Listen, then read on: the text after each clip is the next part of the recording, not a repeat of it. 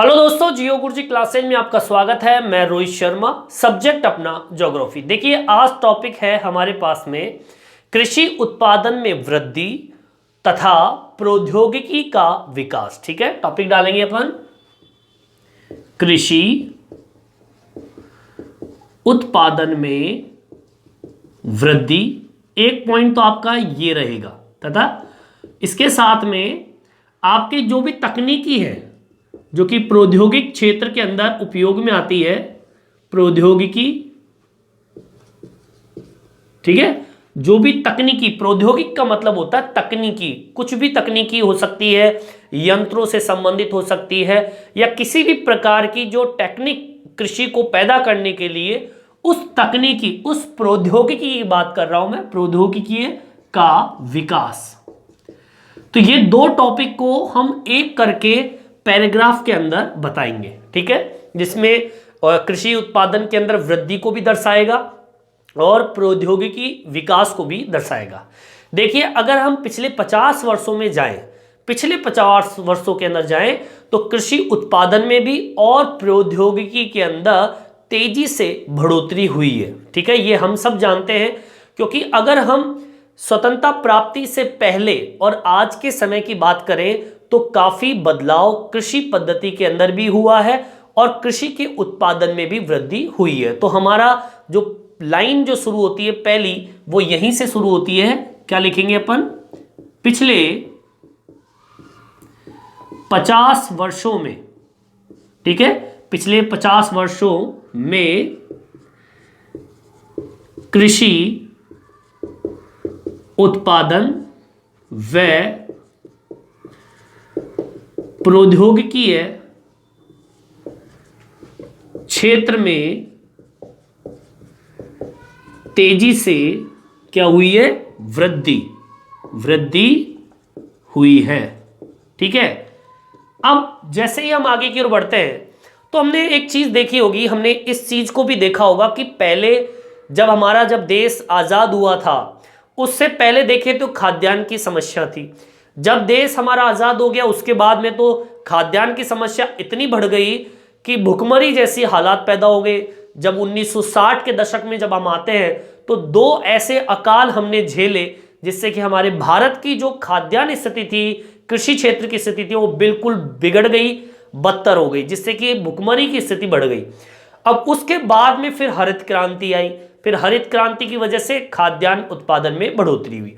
अब जब हमारे 50 वर्षों की हम बात करते हैं, इन 50 वर्षों के अंदर हमने फसल की बात करें तो चावल और गेहूं के उत्पादन की पैदावार में वृद्धि हमने सबसे ज्यादा देखी है और आज भी हम देखते हैं चावल और गेहूं के उत्पादन में सर्वाधिक वृद्धि हुई है। प्रभावशाली वृद्धि हम कह सकते हैं, प्रभावशाली वृद्धि मानी जाती है। तो इसको भी हम एक्सप्लेन करेंगे।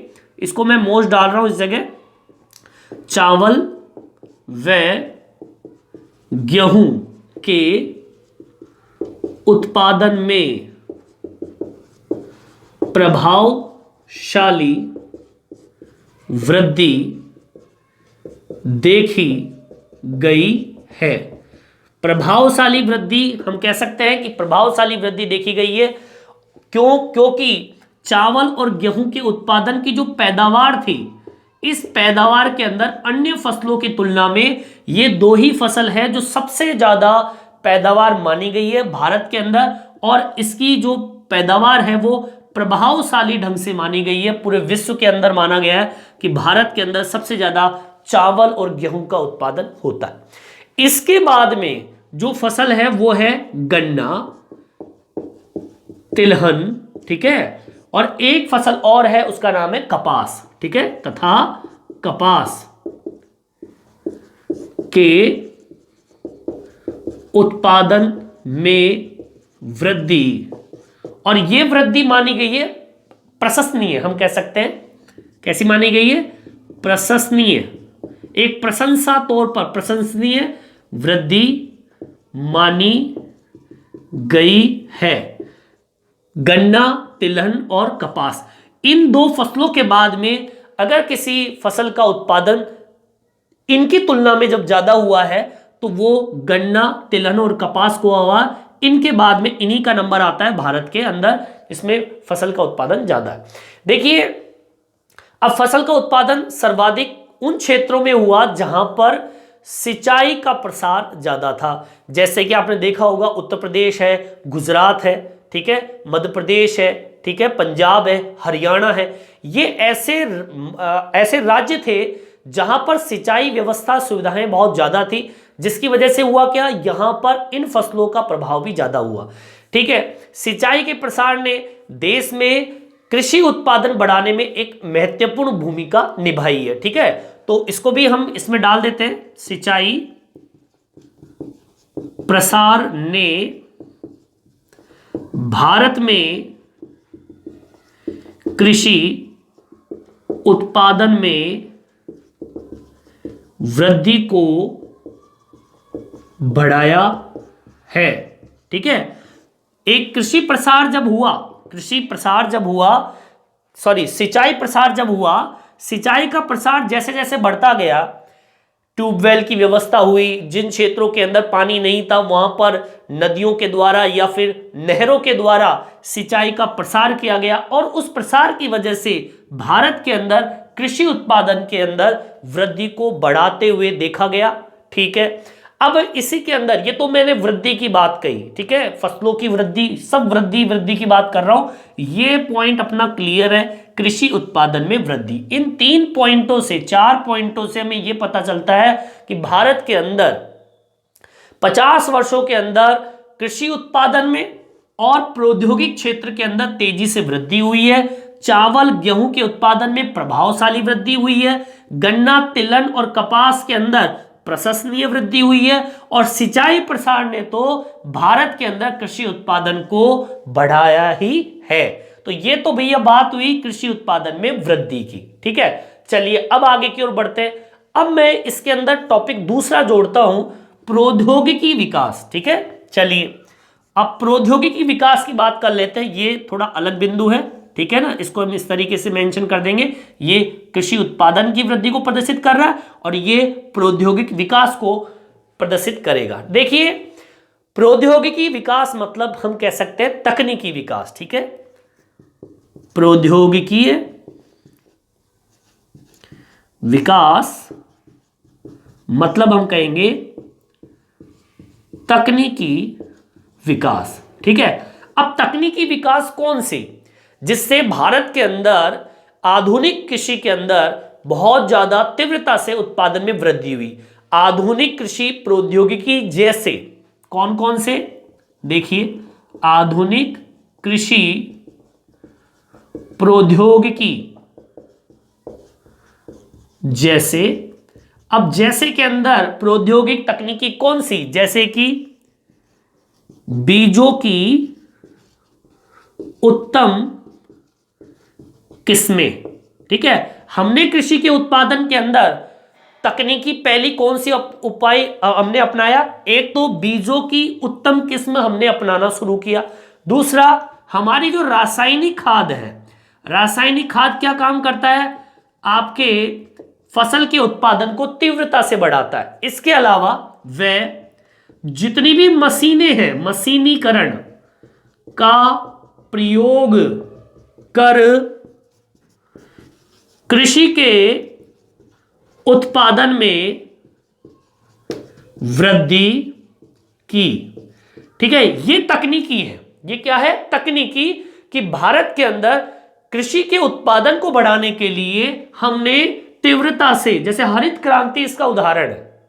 हरित क्रांति क्या है, इसका उदाहरण है। हरित क्रांति के अंदर एक तरीके से बीजों का, उन्नत बीजों का उपयोग किया गया, रासायनिक खादों का उपयोग किया गया, मशीनों का प्रयोग किया गया, और यही चीज प्रौद्योगिकी के विकास को प्रदर्शित करता है। हरित क्रांति इसका उदाहरण है, जैसे कि इस बिंदु में मैंने आपको समझाया। और इस उपकरण का उपयोग करके, इन रासायनिक खादों का उपयोग करके, उन्नत उत्तम किस्म का बीजों का उपयोग करके फसल के अंदर वृद्धि करने का काम किया गया। ठीक है, चलिए आगे की ओर बढ़ते हैं। देखिए देश के विभिन्न क्षेत्रों के अंदर आधुनिक कृषि प्रौद्योगिकी में तीव्रता से वृद्धि हुई। किसी भी क्षेत्र में देख लीजिए इसमें वृद्धि हुई है, इसको मैं एक्सप्लेन कर देता हूं। ठीक है, इसको उतार लीजिए आप लोग एक बार।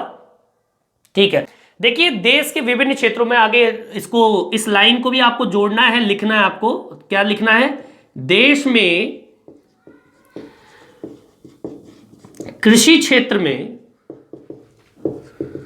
एक तो प्रौद्योगिकी,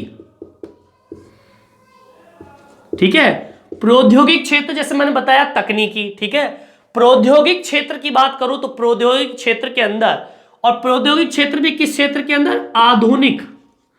आधुनिक कृषि प्रौद्योगिकी, ठीक है, प्रौद्योगिक का तीव्रता से वृद्धि देखी गई है। ठीक है, प्रौद्योगिक संबंधी टॉपिक चल रहा है अपना, कि हमारे देश के अंदर आधुनिक समय के अंदर देखा जाए तो आधुनिक कृषि के अंदर सबसे ज्यादा, आधुनिक कृषि कौन सी होती है? जिसमें सबसे ज्यादा यंत्रों का उपयोग किया जाए, सबसे ज्यादा रासायनिक खादों का उपयोग किया जाए। तो आधुनिक कृषि के अंदर सबसे ज्यादा तकनीकी को देखा गया है, उसकी तीव्रता की वृद्धि को देखा गया है, कि सबसे ज्यादा हरित क्रांति आई, हरित क्रांति के बाद ही तो ऐसी तकनीकी का उपयोग करने लगे, जैसे ट्रैक्टर है, हल जोतने वाला जो उपकरण होता है, या बीज डालने वाला उपकरण होता है, ट्यूबवेल है, ठीक है, रासायनिक खाद है, यूरिया है, ये क्या है? ये सारे के सारे आधुनिक कृषि प्रौद्योगिकी के उदाहरण है। ठीक है, क्योंकि पिछले 40 वर्षों के अंदर रासायनिक उर्वरकों की खपत के अंदर 15 गुना वृद्धि हुई है। आपने देखा होगा रासायनिक उर्वरकों की खपत सबसे ज्यादा हुई है, रासायनिक उर्वरकों का सबसे ज्यादा उपयोग किया गया 40 वर्षों में। ठीक है, क्योंकि विगत 40 वर्षों में रासायनिक खाद आपके प्रौद्योगिकी के विकास के अंतर्गत आता है। रासायनिक खाद की खपत कितना गुना बढ़ी है? 15 गुना। ठीक है ना, 15 गुना वृद्धि हुई है, 15 गुना वृद्धि हुई है। तो इससे यह भी पता चलता है कि प्रौद्योगिकी का विकास बहुत तीव्रता से हुआ है। उन्नत किस्म के जो बीज होते हैं, अच्छे किस्म के बीज होते हैं, उसमें कीट प्रतिरोधकता क्षमता कम होती है, इसलिए इस प्रौद्योगिकी के तहत 1960 के दशक से ही कीटनाशक का उपयोग सबसे ज्यादा किया गया, क्योंकि हम देखते हैं कि एक उन्नत अच्छे किस्म का जो बीज होता है वो कीट प्रतिरोधक क्षमता इतनी नहीं होती है, वो उसको सहन नहीं कर पाता। एक बार अगर उस बीज में या पौधे में कीड़ा लग गया तो वो पौधा खराब हो जाता है। अब उस पौधे को बचाने के लिए इस प्रौद्योगिकी के अंतर्गत कीटनाशक का उपयोग किया गया सबसे ज्यादा। ठीक है, इसको भी हम मेंशन करेंगे। उत्तम किस्म के बीजों में, ठीक है, जो अच्छे किस्म के बीज होते हैं उनमें कीट प्रतिरोधकता कम होती है। ठीक है ना, मतलब कीटों से लड़ने की प्रतिरोधक क्षमता कम होती है। इसलिए कौन से दशक की बात कर रहा हूं? 1960 के दशक से। इसलिए 1960 के दशक से कीटनाशक दवाइयों का प्रयोग सर्वाधिक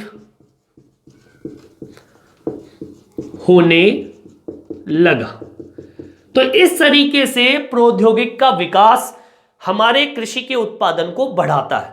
लेकिन मैं साथ में यह भी बताना चाहता हूं कि इस प्रौद्योगिकी का उपयोग करके, अब प्रौद्योगिकी का उपयोग के अंतर्गत वो सबसे ज्यादा हानिकारक चीजें कौन सी है मैं बता दूं आपको। एक तो रासायनिक खाद, और दूसरा कीटनाशक, तीसरा जैसे कि यूरिया, है ना। इसके अलावा कई तरह की जो छिड़कने की कई दवाइयां होती है, वो सारी चीजें, ये सब आपके प्रौद्योगिक विकास के भाग है। लेकिन भैया यही आपके जमीन को बंजर बनाने में भी अहम भूमिका निभाता है। ये हमारी जमीन को उसकी उर्वरक क्षमता को धीरे धीरे समाप्त कर देता। उत्पादन तो बढ़ाता है, जैसे हरित क्रांति में देखा हमने, हरित क्रांति जब हुई की गई तो उत्पादन में तो वृद्धि की, लेकिन साथ के साथ इन रासायनिक कीटनाशक यूरिया जैसे रासायनिक चीजों का उपयोग करके जमीन की उर्वरक क्षमता भी समाप्त हो गई है। लेकिन आपने देखा होगा कुछ ऐसे राज्य भी हैं जो कि इन एक तरीके से हम बोलते हैं इसको, कौन सी कृषि, रासायनिक कृषि, रासायनिक कृषि बोलते हैं इसको, जिसके अंदर इन चीजों का उपयोग करते हैं। अब लोग जैविक कृषि की ओर बढ़ रहे हैं। कौन सी कृषि की ओर बढ़ रहे हैं, जैविक कृषि। आपने देखा होगा सिक्किम, सिक्किम जो राज्य है ये सबसे पहला राज्य है जो कि जैविक कृषि, संपूर्ण पूरा राज्य जहां पे एक भी रासायनिक कृषि नहीं होती है। ध्यान रखना, ये आपका न्यू टाइप का क्वेश्चन भी है, ठीक है ना।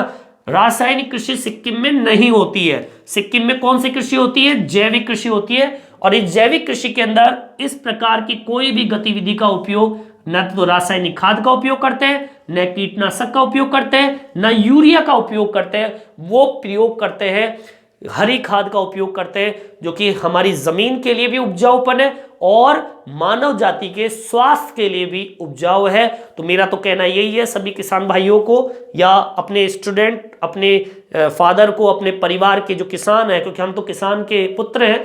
भारत जो है वो कृषि प्रधान देश है, क्योंकि सब ज्यादा किसान यहाँ रहते हैं। तो हमें जागरूकता लानी चाहिए, हमें जैविक कृषि का सर्वाधिक उपयोग करना चाहिए, जिससे हमारी जमीन भी सुरक्षित रहे और हम लोग भी सुरक्षित रहे। इस वीडियो में इतना ही। ये वीडियो आपको कैसा लगा मेरे कमेंट्स बॉक्स में डाल के जरूर बताएं। धन्यवाद।